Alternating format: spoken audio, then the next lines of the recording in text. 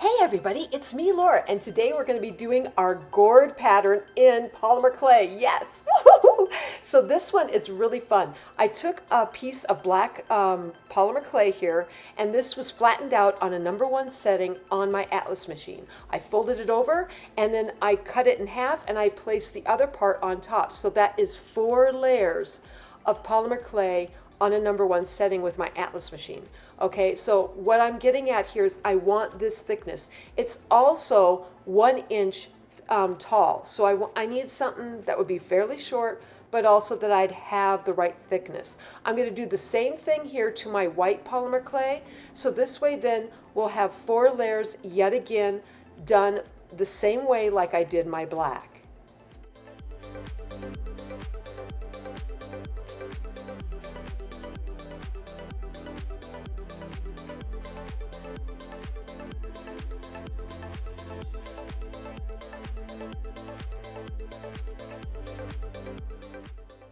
Okay, so you can see here I've done another section of 4 layers. So we're going to have 2 in black and 2 in white like I have right here.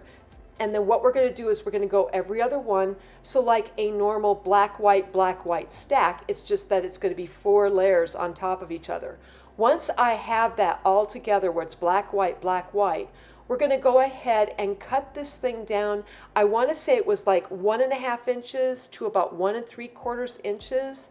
And what we need to make sure is whatever the width is of this thing, which right here it's like 1 3/4, and we're going to go ahead and make sure that our vertical is also going to be 1 3/4.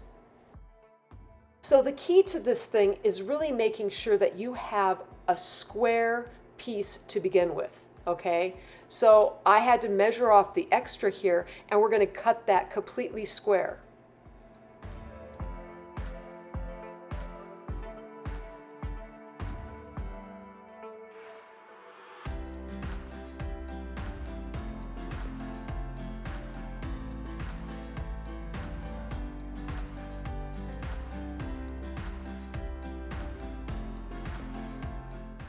So now that I'm assured of the measurements, I'm going to take my blade, and from corner to corner we're going to cut this diagonally, and then we're going to go the other direction doing the same thing. Once we do that, what you're going to do is you're going to pull apart the triangles on the side.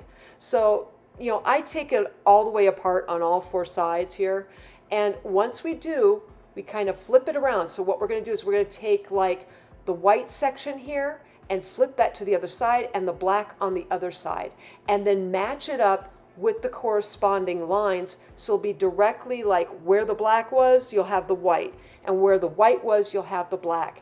So make sure this is as precise as you can get it. And again, that's why I wanted to make sure that I was dealing exactly with a square piece to begin with. That really matters. Where you start on your cane work, if you start with the square, most everything will line up then as you go to reduce this thing, which is exactly what we'll be doing right now.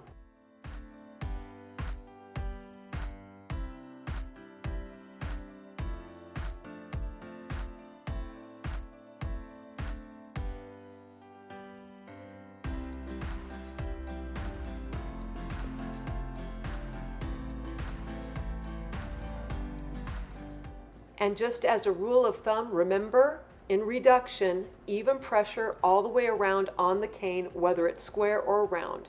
And now that I've got this reduced, we'll go ahead and cut it in half.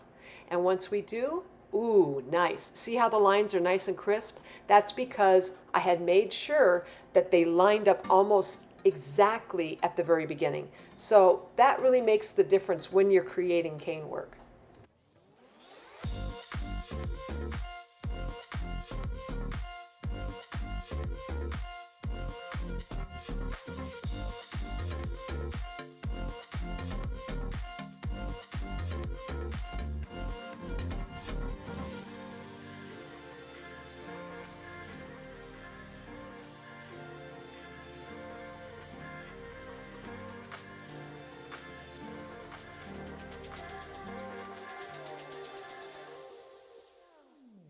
Okay, so now that I've got my cane reduced down, and this was 5/8 of an inch in diameter when it came to this cane, But I'm going to go ahead now and start cutting slices.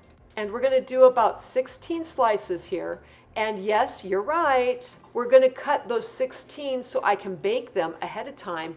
And then we'll be able to figure out what kind of patterns we can get from this particular version.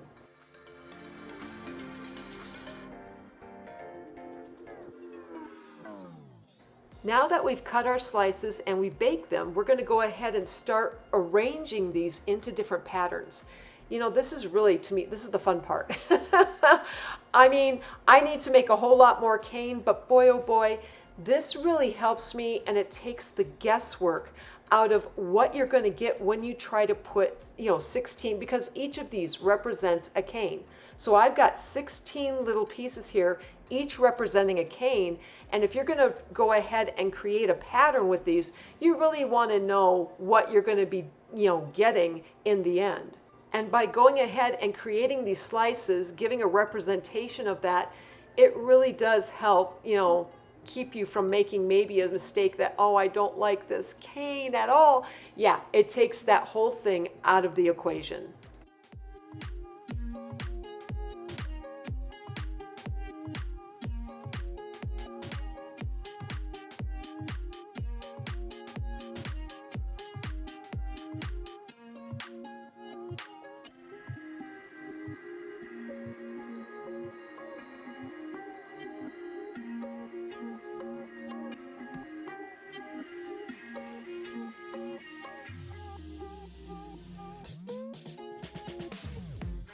All right, so I'm showing you a few of the patterns that I discovered here, and I know I did not get all of them.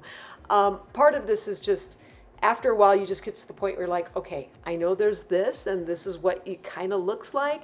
I want you guys to go ahead and make this cane and discover for yourself, okay, I can get this, this, this, and this. That way, then, I'm not taking all the guesswork out of this particular cane. You can have some fun with it and come up with your own patterns.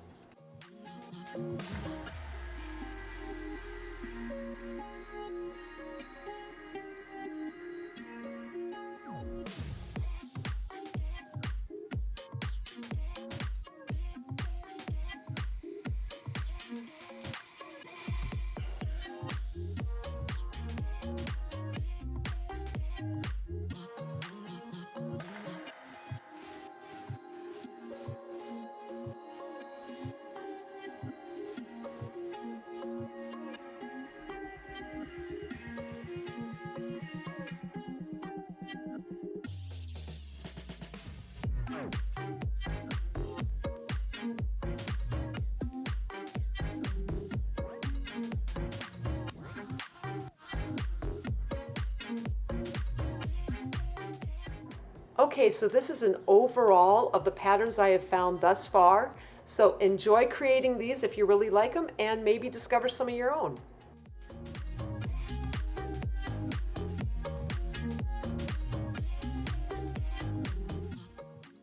Now, in creating the Gord cane, I discovered that there were a few alternatives to doing this. So I decided I was going to take the concept of the Gord cane and do a couple of alternatives. So this particular version leans a little bit heavier on, like, say, white clay. So the pattern is a lot more light, a lot more white that is used than the black. There's a little bit more line to it, but it is still the Gord cane. What I'm doing here is it's like a, on an Atlas pasta machine, a #1 setting, I've got a black, white thing going, okay? So I've got 4 layers right there. And then what we're gonna do is we're gonna add in a solid of white of 4 layers. And we're gonna alternate that between 4 different sections. So I've got a black, white of one section, then a white section, strictly just a solid section, okay? And then we're gonna repeat that on both of these 2 more times. And then we're going to put that together, we'll cut it square, and then we'll go ahead and make our Gord cane. Except this time it'll have a little bit more of a white, a really bright, kind of lighter version, if you will.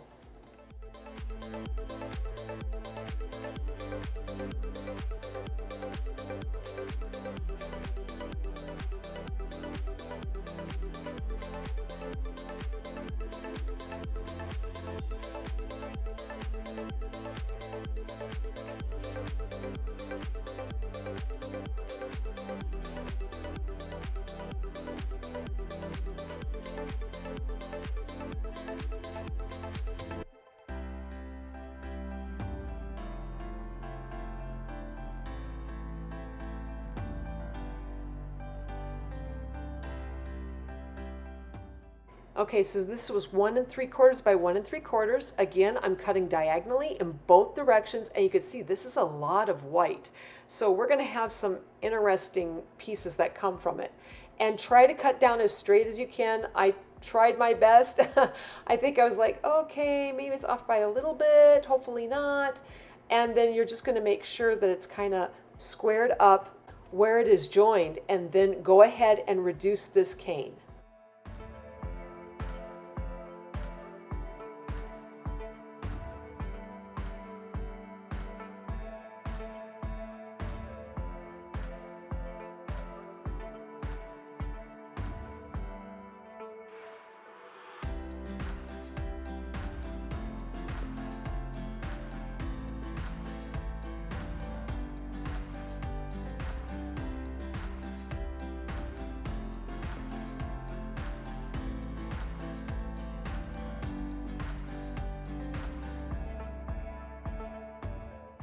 All right, now we've reduced this down pretty well, and once we do that, we're going to cut this in half. The guidelines really help a lot when doing this, but anyway, just cut this in half, and then you're going to kind of see it is really just line. There was, without that black, it's like, okay, this is a little bit, not as much pattern. But it's an interesting kind of cane. So I went ahead and I cut them both in half. And again, I'm going to go ahead and take one of those and then cut 16 slices from it so we can figure out what kind of patterns we're going to get. Here I'm just giving you an overall formation of what the original Gord cane would look like. But like I said, I'm going to be cutting those slices and we're going to find out what other patterns I get.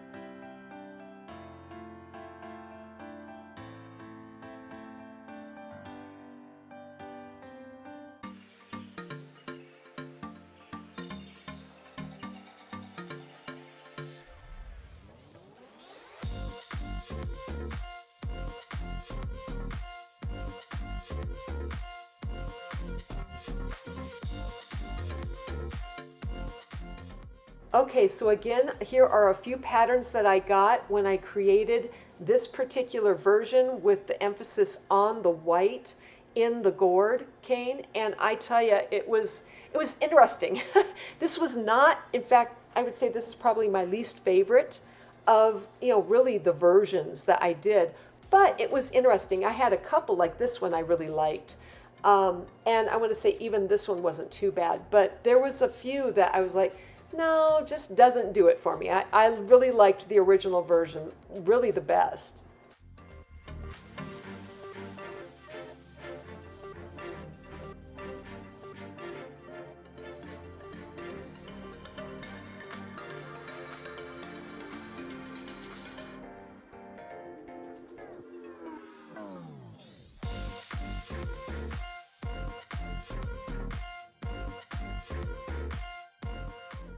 Okay, so here are the versions I created with the white Gord cane.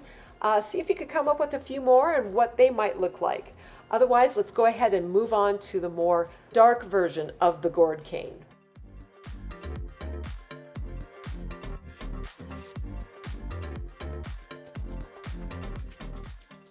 All right, so again, we're taking our black, and all of this is done on a #1 setting on your Atlas pasta machine.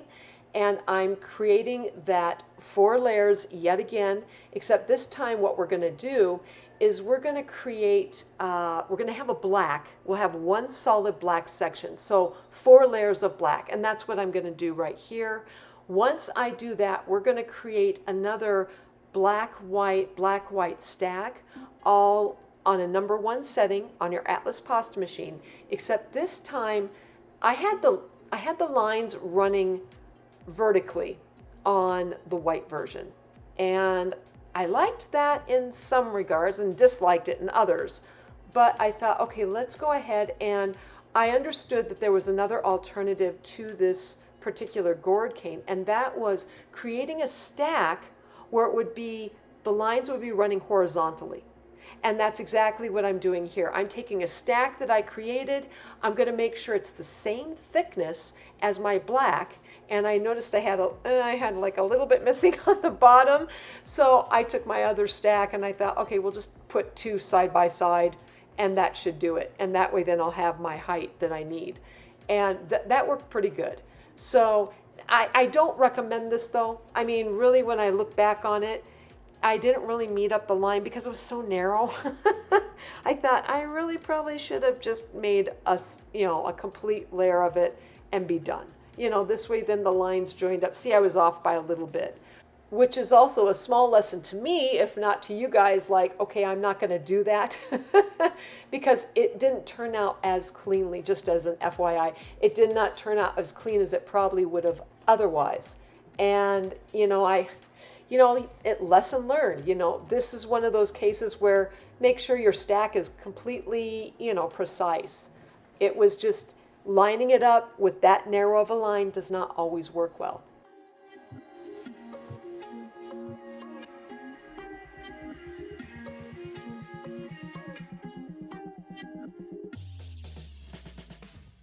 Okay, so again, we're going to bring in some more black and white, and again, a number 1 setting, and you're just going to create that stack so it is horizontal all the way along on one side of the black sections. And once you have that, then you're going to go ahead and cut this thing again square. So measure it. I've really decided in this particular case that measuring the original cane that you start with so that is completely square all the way around in diameter makes a huge amount of difference. Some canes you don't necessarily have to be that precise, but in this case, yeah, I would say that precision is necessary.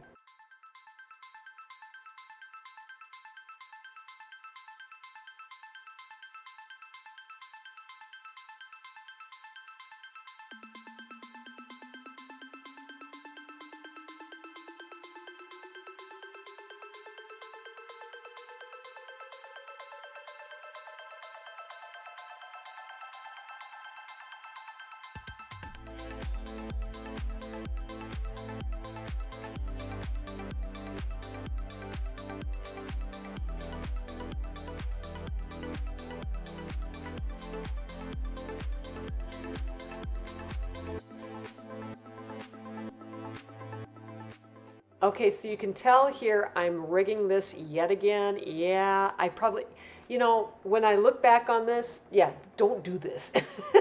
This is the one part I would say don't do. Make sure that you have precision when it comes to your black and white stack all the way horizontally. Again, it's just because the line is so narrow. It's only it's a number 1 on a pasta machine. That's fairly thin. It's your thickest setting on your pasta machine, but that's a fairly thin kind of piece to try and finagle so it won't be such a problem. And I will have to say it did change the pattern for me just enough where I wasn't as happy with it.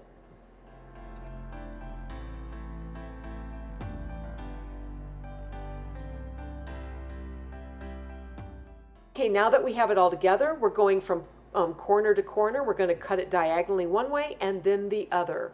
And then once we do, we're going to take the 2 side triangles and we're going to flip them to the other side.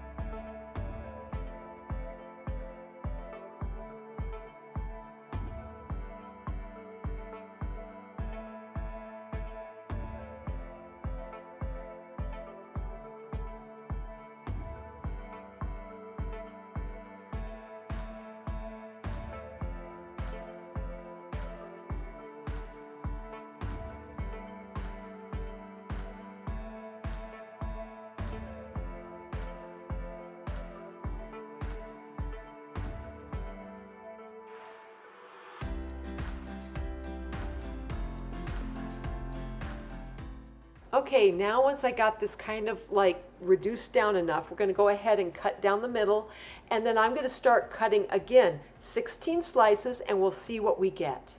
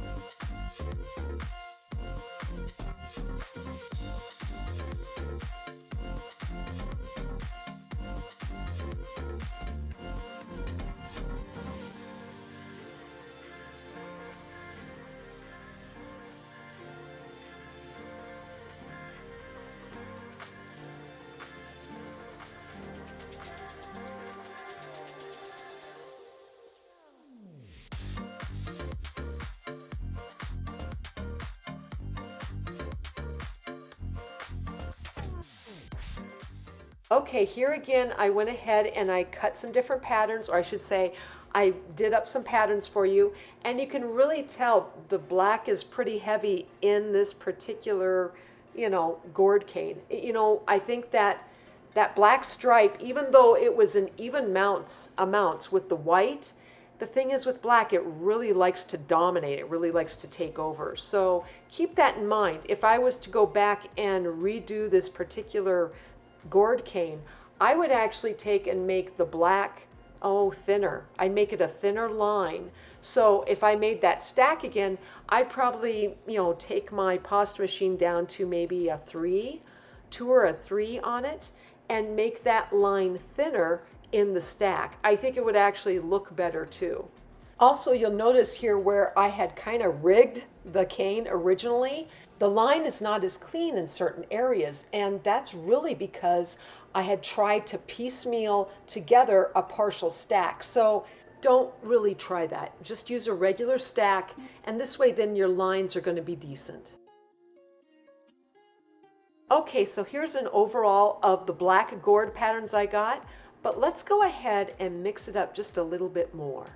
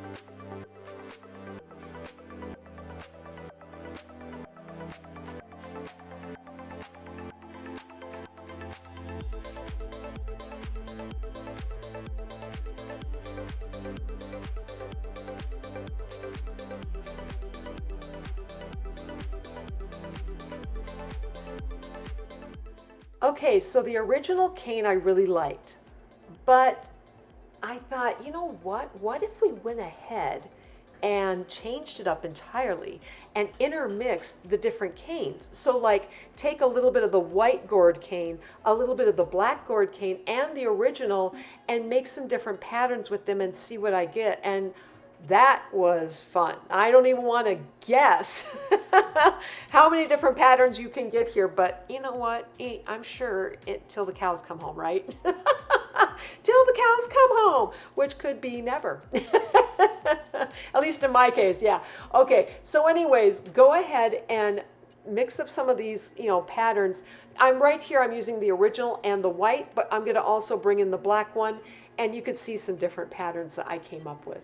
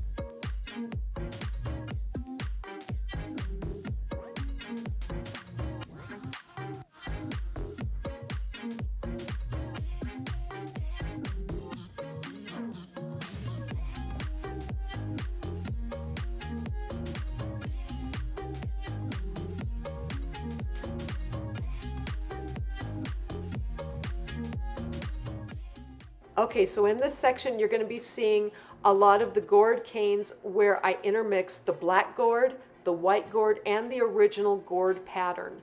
So enjoy this, have some fun with it, and make up some of those patterns yourself, and possibly, and I really do think, you're going to find a whole ton more.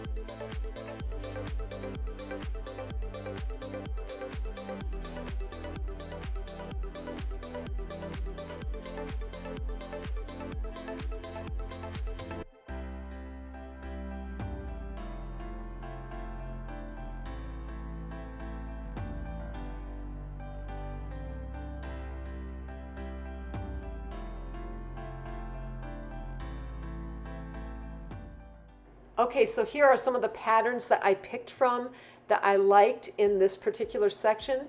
So enjoy these, create some of your own. And if you like this video, please like, subscribe, and leave me a comment. I'm always wondering what you're thinking. Otherwise, I am sending out my biggest hugs to each and every one of you, and I hope you have a fantastic day.